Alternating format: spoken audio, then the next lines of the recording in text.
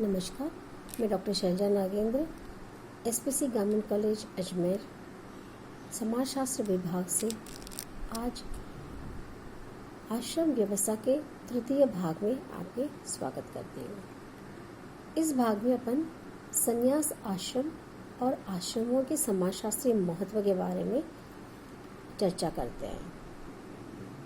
मनुस्मृतियों में बताया कि आयु के तीसरे भाग को वन में बिताने के बाद आयु के चौथे भाग अर्थात 75 वर्ष की आयु के पश्चात वानप्रस्थी संसार को छोड़कर संन्यास आश्रम में प्रवेश लेता है। सन्यासी उसी को माना गया जो संसार का पूरी तरह त्याग कर चुका हो। संन्यास आश्रम में प्रवेश करने के पर व्यक्ति अपना पूरा नाम त्याग कर नवीन नाम ग्रहण करता है। इस आश्रम में सन्यासी के लिए एक ही पुरुषार्थ प्राप्त करना शेष रह जाता है और वो है मोक्ष।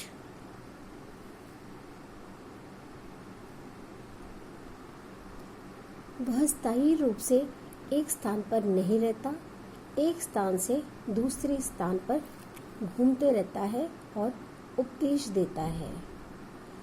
दिन में भिक्षा मांगकर एक ही बार भोजन करता है और संतुष्ट रहता है उसमें। सन्यासी के 10 कर्तव्य बताए गए हैं। प्रथम, भिक्षावृत्ति से भोजन प्राप्त करना।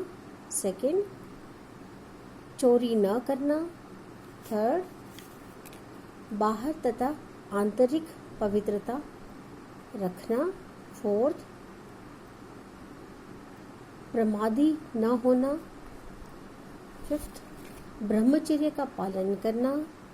सिक्स्थ, दया करना। सेवेंथ, प्राणियों के प्रति क्षमावान होना। एट्थ, क्रोध न करना। नाइन्थ, गुरु का सेवा करना। और 10th, सत्य बोलना। अब अपन संन्यास आश्रम का महत्व देखेंगे। संन्यास आश्रम आत्मिक विकास की दृष्टि से महत्वपूर्ण है, लेकिन संपूर्ण सामाजिक व्यवस्था की दृष्टि से उपयोगी नहीं है। इस आश्रम में व्यक्ति मोक्ष प्राप्ति के प्रयत्न में लगा रहता है। वह एक स्थान से दूसरे स्थान घूमते रहता है, लोगों को मार्गदर्शन करता है। लोग उस श्रेष्ठ पुरुष सन्यासी का आदर करते हैं, उससे एडवाइस लेते हैं या परामर्श लेते हैं और शिक्षा ग्रहण करते हैं। इस चर्चा की दूसरी भाग पर आते हैं अभी आश्रम व्यवस्था के समाजशास्त्रीय महत्व पर। आश्रम व्यवस्था का महत्व इस बात से स्पष्ट होता है कि व्यक्ति के समाजीकरण, व्यक्तित्व के निर्माण या विकास, समाज कल्याण और समाज की उन्नति में योग देता है।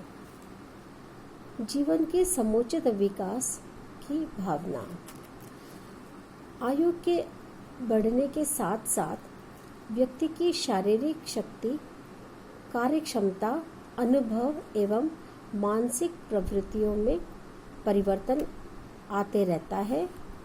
बाल्यावस्था, युवावस्था, प्रौढ़ावस्था एवं वृद्धावस्था में विभाजित करके व्यक्ति के जीवन का समुचित विकास आश्रमों की व्यवस्था से किया गया है। मानवीय गुणों के विकास। चारों आश्रमों में व्यक्ति की कर्तव्यों का निर्धारण इस प्रकार किया गया कि उनमें त्याग, परोपकार, सहिष्णुता, सामाजिकता, सरलता, उदारता, आध्यात्मिकता और बंधुत्व जैसे गुणों का विकास हो सके। व्यक्ति और समाज की पारस्परिक निर्भरता पर जोर।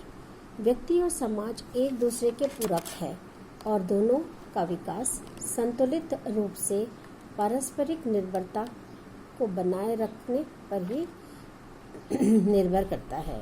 प्रत्येक आश्रम में समाज के प्रति उचित रीति से अपने दायित्वों को निभाने का भाव उत्पन्न होता है। सामाजिक नियंत्रण की दृष्टि से महत्वपूर्ण भूमिका।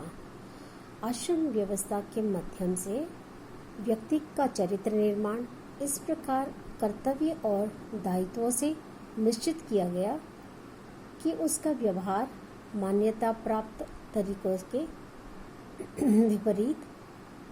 विपरीत आचरण की संभावना नहीं रहती। यानी जो पहले से निर्धारित है आश्रमों में, उसी के अनुकूल उसको व्यवहार करना पड़ता है।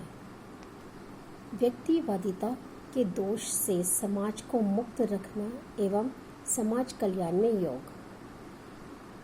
भारतीय विचारकों ने आश्रम के अंतर्गत व्यक्ति के कर्तव्यों का निर्धारण इस प्रकार किया कि समाज व्यक्तिवादिता के दोषों से मुक्त रहे, यानी स्वार्थी जो व्यक्ति बन जाता है वैसा न बने।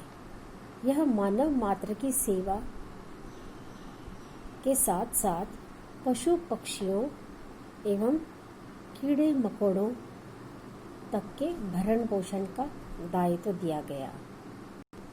व्यावहारिक एवं उपयोगीवादी कर्तव्यों को इस प्रकार निर्धारित किया कि जो संपूर्ण समाज का हित में हो। धर्म के अंतर्गत भी कर्तव्यों पर विशेष जोर दिया है। प्रत्येक आश्रम में इस प्रकार दायित्व का चयन किया गया कि व्यक्ति और समाज का संतुलित विकास निश्चित हो।